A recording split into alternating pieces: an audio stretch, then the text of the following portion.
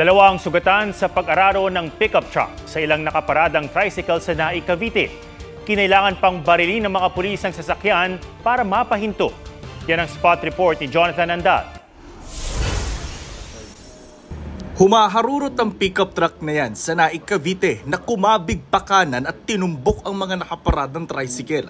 Pero imbis na huminto, umatras ito at tila tatakas. Agad namang rumisponde ang dalawang pulis na tiyempong kumakain noon sa kalapit na karinderya.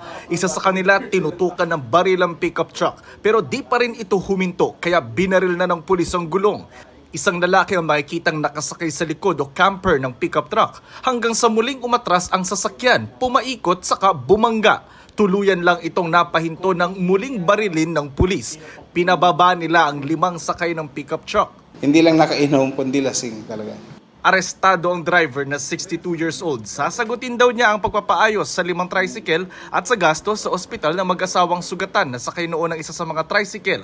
Sinampahan na siya ng mga reklamo.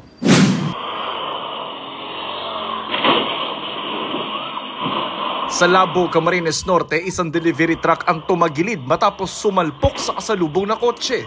Gate ng truck driver, kinain ng kotse ang linya niya kaya napakabig siya sa manibela. Ligtas ang truck driver at pahinante niya. Sugatan at dinala sa ospital ang mga sakay ng kotse. Patuloy ang investigasyon sa disgrasya.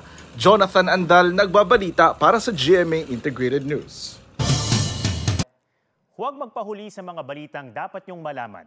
Mag-subscribe na sa GMA Integrated News sa YouTube.